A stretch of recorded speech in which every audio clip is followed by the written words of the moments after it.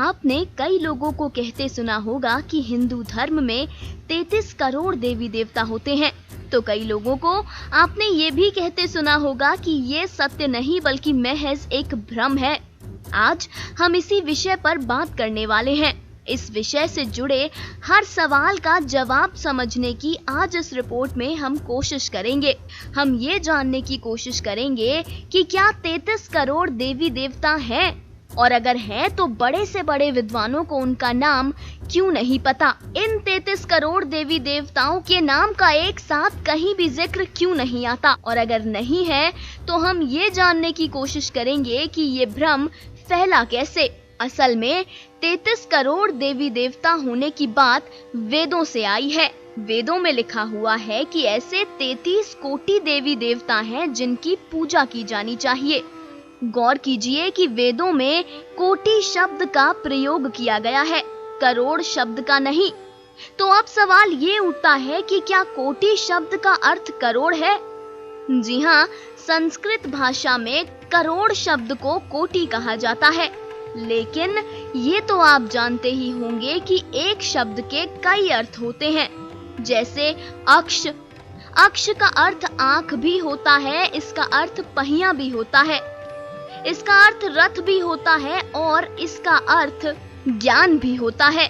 ठीक इसी तरीके से कोटि शब्द का एक और अर्थ प्रकार भी होता है। जी हाँ, कोटि शब्द का अर्थ करोड़ होने के साथ साथ प्रकार भी होता है।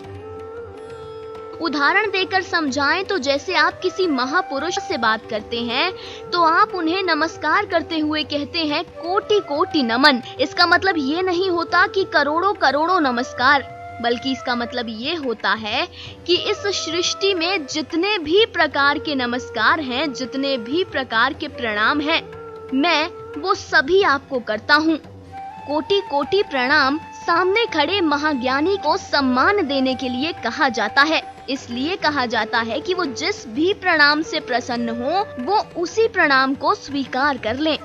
जी हाँ, कोटि का अर्थ प्रकार भी है और करोड़ भी। दरअसल हुआ ये कि हमारे वेदों को दूसरी भाषा में अनुवाद यानी कि ट्रांसलेट करते समय अनुवादक ने गलती से 33 उच्च कोटि को 33 करोड़ समझ लिया और फिर वहीं से ही ये गलत जानकारी फैलती चली गई। तब से आज तक ये गलत जानकारी फैलती ही आ रही है। बता दें कि 33 करोड़ नहीं बल्कि 33 उच्च कोटि देवी देवता होने का प्रमाण वेदों व उपनिषदों में भी पाया जाता है।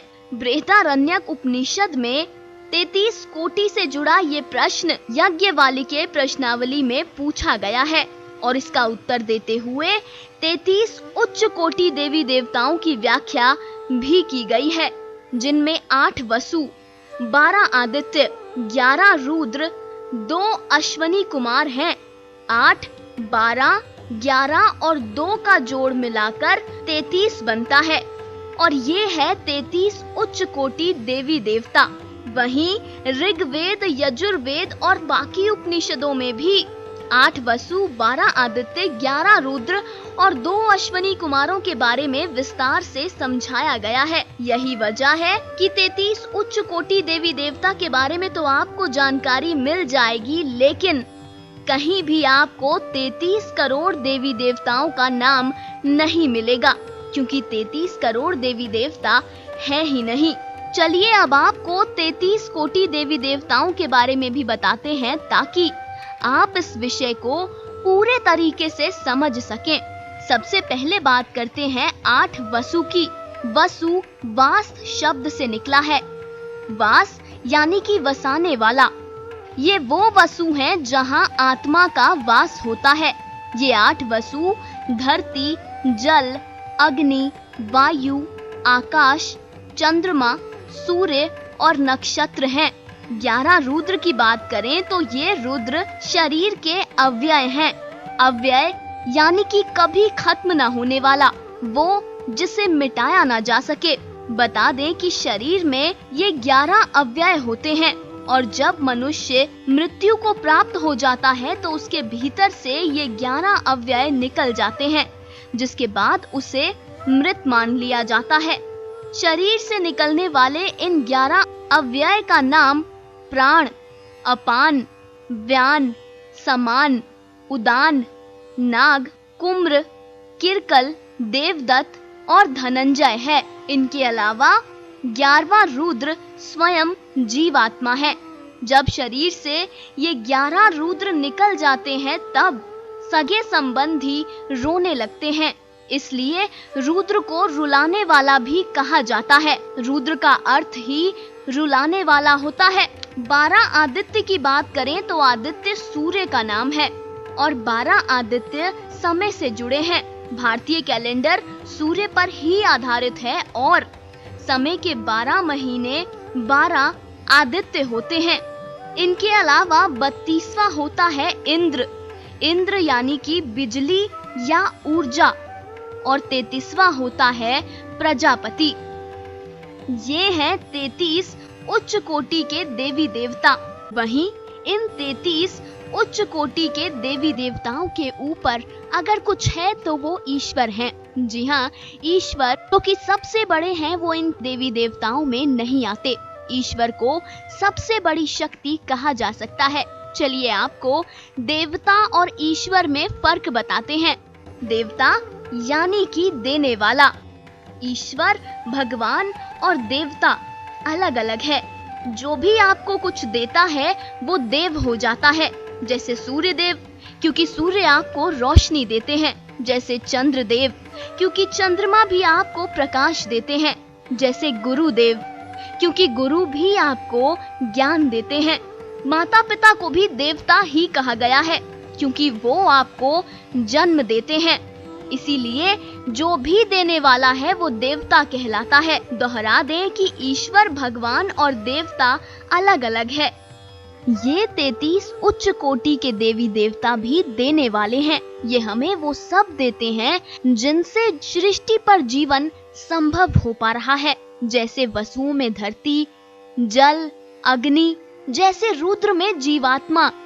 इन सब के बिना तो जीवन है ही नहीं, इसीलिए ये देने वाले हैं, इसीलिए ये उच्च कोटि के हैं, इसीलिए ये देवता हैं। लेकिन एक सवाल ये भी उठता है कि ये 33 कोटि उच्च देवी देवता ही क्यों हैं? 32 या 34 क्यों नहीं? ऐसा इसलिए क्योंकि सृष्टि को चलाने के लिए इन 33 उच्च कोटि देवी देवताओं की जरूरत होती है। अगर इन 33 में से एक भी कम हो तो कुछ नहीं बचेगा। इनमें से कोई एक भी कम हुआ तो जीवन संभव है ही नहीं। और 33 उच्च कोटि देवी देवता 34 इसलिए नहीं है क्योंकि 34वें देवी देवता की जरूरत ही नहीं है। सृष्टि का संचालन इन 33 उच्च कोटि देवी देवताओं से पूर्ण रूप से संभव है। बता दें कि इन 33 उच्च कोटि देवी देवताओं में सिर्फ 2 ही ऐसे होते हैं जिनमें चेतना होती है, बाकी 31 को प्राकृतिक शक्तियां कहा जा सकता है। 8 वसु जिनमें जल, अग्नि, धरती ये सब आते हैं, ये भी प्राकृतिक शक्तियां हैं। 12 आदित्य जो समय से जुड़े हुए हैं, ये भी प्राकृतिक शक्तियां हैं। और 11 रुद्र यानी कि 10 प्राण और 1 जीवात्मा, ये भी प्राकृतिक शक्ति है। इसके अलावा बाकी 2 अश्वनी कुमार, इंद्र और प्रजापति, इनमें चेतना भी होती है और प्राण भी। प्राकृतिक शक्तियों के अलावा इन्हें चेतन भी कहा जा सकता है। हमारा मतलब है वो जिनकी 5 इंद्रियां सक्रिय हो। उम्मीद करते हैं कि अब आपको 33 कोटि देवी देवता इसका अर्थ पूर्ण रूप से समझ आ गया होगा। आप समझ गए होंगे कि देवता कौन है। आप समझ गए होंगे कि 33 कोटि शब्द क्या है। 33 उच्च कोटि देवी देवताओं को लेकर आपके मन में अब भी कोई प्रश्न है तो आप कमेंट सेक्शन में लिखकर हमें भेज सकते हैं। हमने आपको इस रिपोर्ट की शुरुआत में बताया था कि ये वेदों में लिखा हुआ है। बताते चलें, वेदों के जरिए ही सृष्टि में सबसे पहले ज्ञान आया था। अगर आप जानना चाहते हैं कि ये ज्ञान किसे मिला, पहला ज्ञान कहां से आया, तो आप इस रिपोर्ट के अंत में दिखाई जाने वाली रिपोर्ट को देखिए, जिस पर लिखा होगा कैसे प्रकट हुए वेद। उस रिपोर्ट में हमने वेदों की उत्पत्ति को समझाने की कोशिश की है। इसी के साथ ही इजाजत दीजिए, फिर हाजिर होंगे किसी अन्य विषय के साथ। और जाते जाते ये जरूर कहेंगे कि कथा सागर की पूरी टीम सदैव आपके सुखद जीवन की कामना करती है। कथा सागर डेस्क रिपोर्ट। हर अपडेट के लिए सब्सक्राइब करें